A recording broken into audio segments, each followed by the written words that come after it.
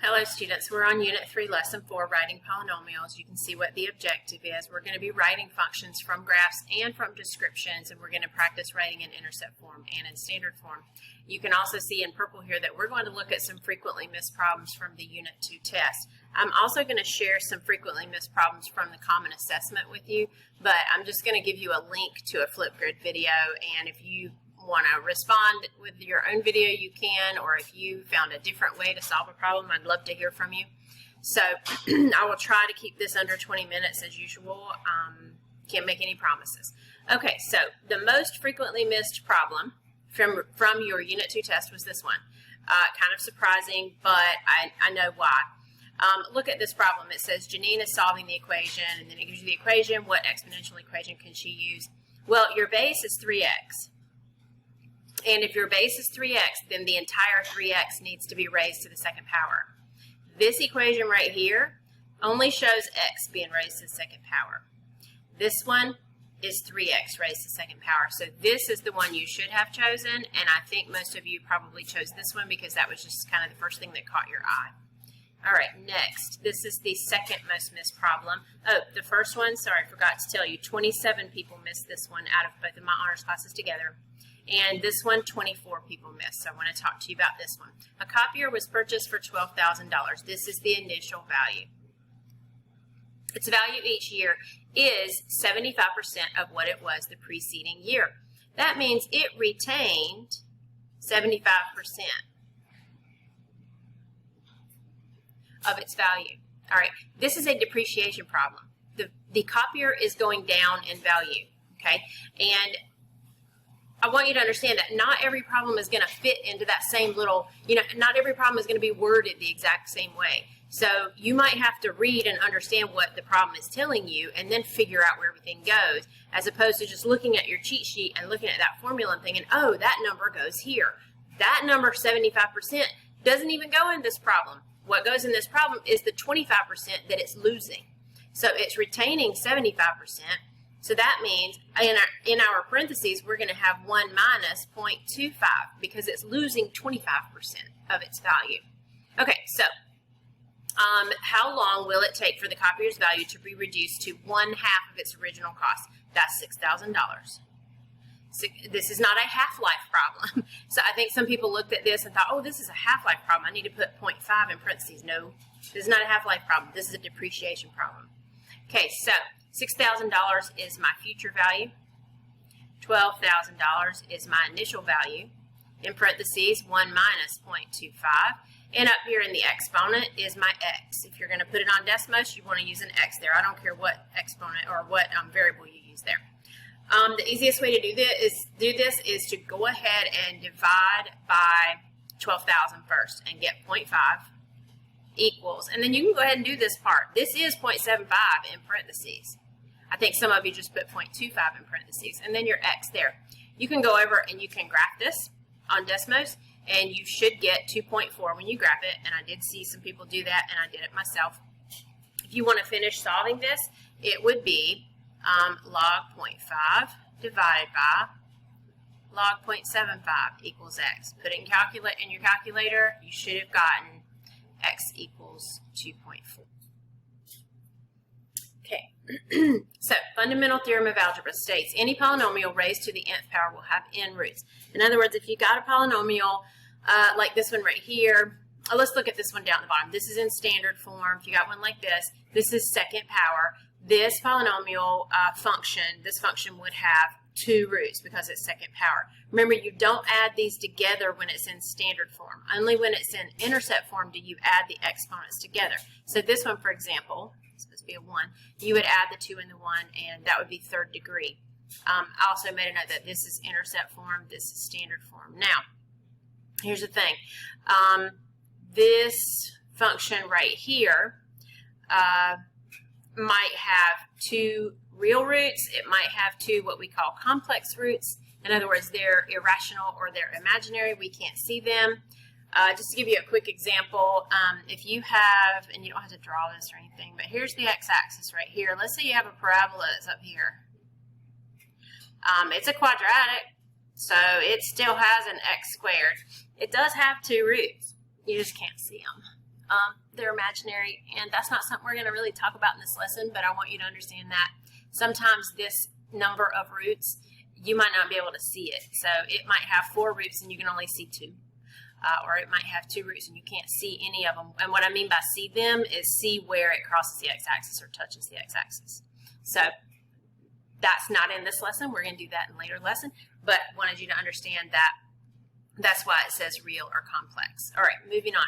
This is a bunch of examples in this lesson. There's not any notes really. It's just a bunch of examples, and I'm going to work some of them and I'm going to leave some of them. Anything that I don't work, you're not responsible for. I won't check to see that you did it or anything like that. Number 1, we are given 2 x-intercepts in this one. And from a graph, even if it had imaginary roots, we wouldn't really know it. So we can't go backwards with a graph if it has imaginary roots. So this one we're going to say, okay, this one has 2 real roots.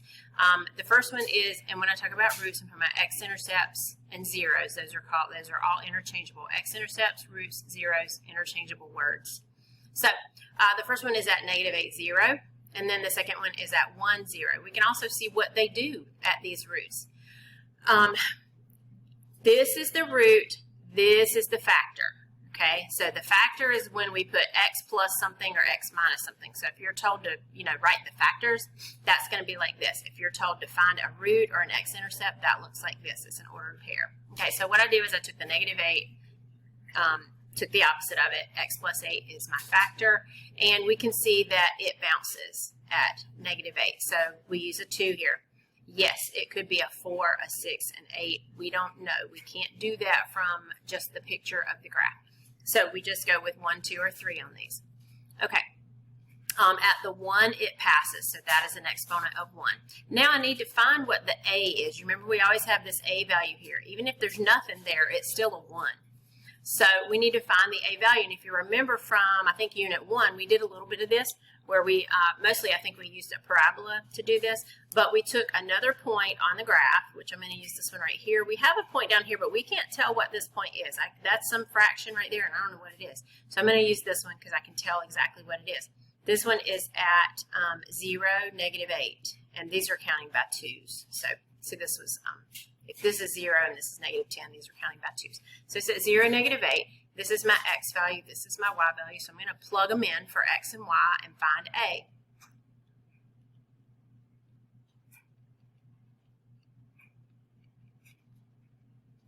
And that should be a 0 for that x. Okay, so this is squared up here. I'm just going to erase it. This is 64 and -1. So this says -8 equals -64 times a. Divide by -64 and you get 1/8 equals a. So my a value is 1/8. To write the answer, all I do is just go back to this original function. I think it says intercept form. Yeah, it says write it in intercept form. So I'm going to rewrite it. Y equals 1/8. And then my factors. So this is my answer. If it asked me to write it in standard form, I would have to write 1/8 times x plus 8 times x plus 8 times x minus 1, multiply everything together. Not something I really love doing. So I'm glad they said leave it in intercept form. All right. Let's see. Here we go. Okay, this is number 2. I'm going to do number 2, and then I'm going to leave number 3 for you to try. So my x-intercepts, it bounces at, these are by 1s. So this is going to be -9, 0. And it bounces at -3, 0. So I can start my equation.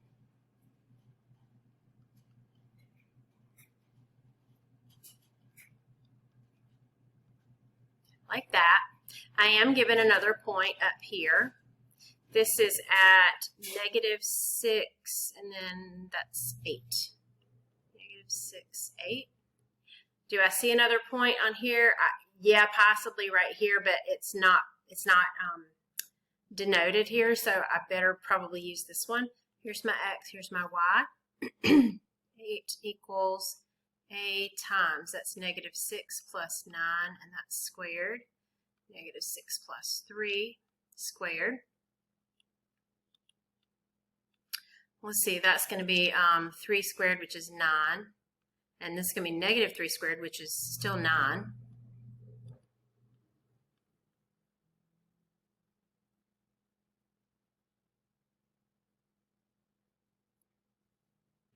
So going back to my original, I would rewrite my function.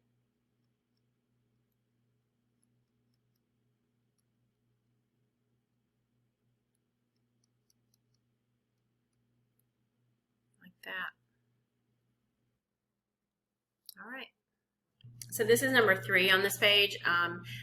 Again, I got like negative 512 over here, negative 5, and I would be fine if you put 1/100th, because they didn't really actually give us a point. So it could be that this is a little bit off the 2, negative 5. So if you work this one and you got 1/100th, I wouldn't count it wrong, because it could be a little bit off. So this is number 1 on page 8, midway down.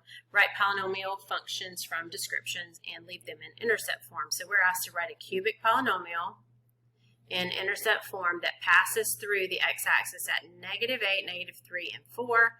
That means our factors are x plus 8, x plus 3, and x minus 4. We're not given another point, so we're going to assume that a is 1.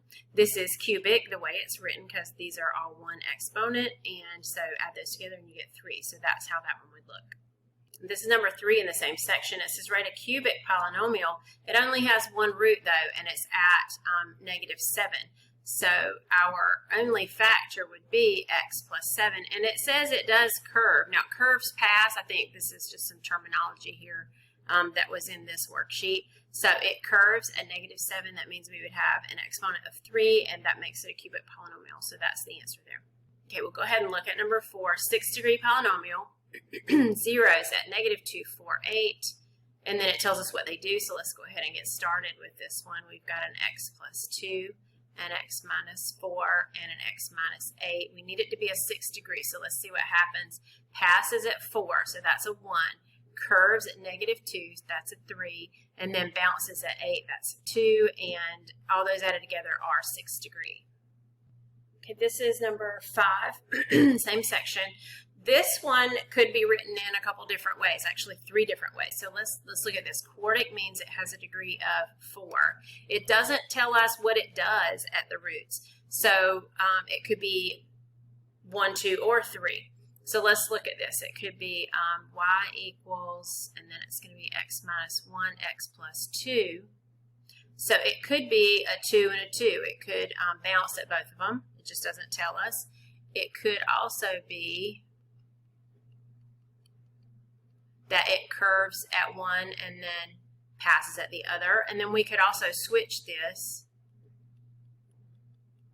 to where that's a 1 and that's a 3. So there are 3 different possibilities for this one. None of them would be wrong. Any of these would be correct.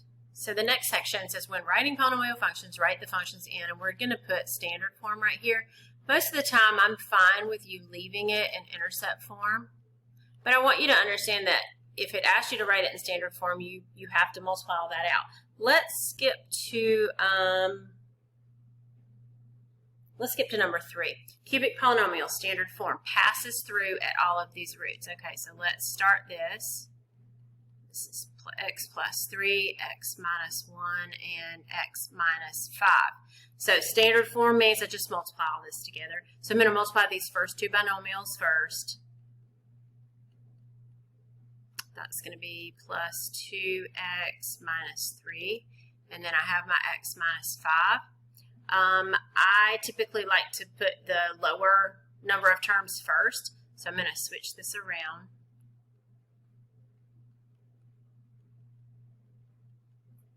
Then I have to distribute the x in. That's x cubed plus 2x squared minus 3x minus 5x squared plus, oops, sorry, that's minus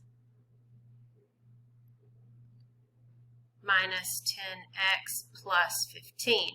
Now look for like terms. I don't have a like term to go with the x cubed. That's 2x squared minus 5x squared minus 3x squared. And then negative 13x plus 15. Moving on down page 9, we have writing polynomials with a leading coefficient other than 1. So these have an a value that's not 1. So just want to give you these steps. Use roots. Use your roots that you're given to write the factors. Write an a in front of the factors. Plug in a random point. It's not, you know what, I'm going to change that. Given point. Let's don't call it a random point. Let's call it a given point for x and y. And then solve for a, and then plug that into the function. Okay. Number 1 says write a cubic polynomial in standard form with x-intercepts at -3, 1, and 5 goes through the point. And see, when it tells you this right here, when it says goes through the point, whatever, that means your a value is not 1. You need to figure out what your a value is. So here's the beginning of my function with my factors. I have an x at 3 and a y at -12, so I need to plug those in and leave my a, my only unknown.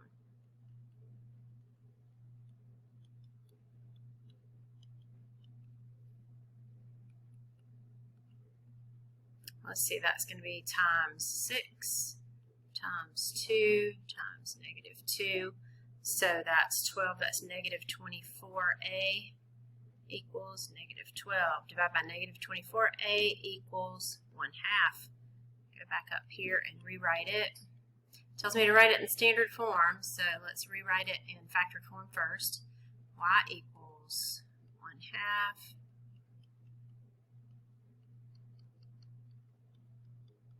I'm going to save time. I'm going to give you the answer. Let's see, this was number 1. Oh, this one's fun.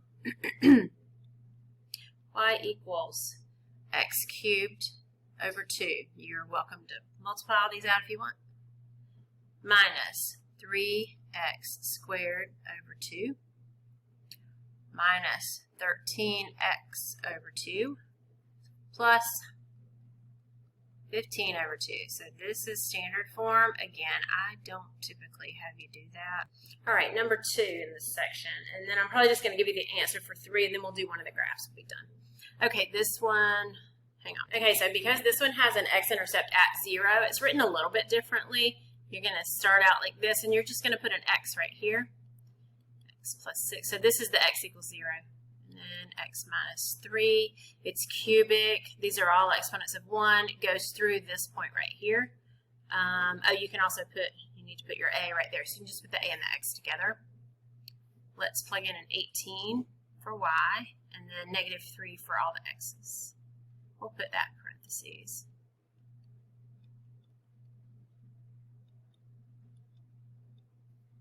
Okay, so I finished solving for a. A was 1/3. So when you rewrite in, excuse me, intercept form, it looks like this, and then you multiply everything back out. I'm going to do that, and I'm going to pause the video while I do that, and then I'll show you how the work and the answer. I think I will show you part of this work. So I did the 2 binomials here, so here's what I got for those, and then I'm going to go ahead and multiply the x in and leave the 1/3 out here.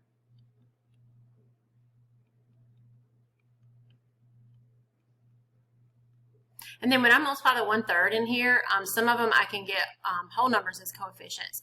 For the x cubed, I'll move this over here. For 1/3 times x cubed, I would just leave it 1/3 x cubed.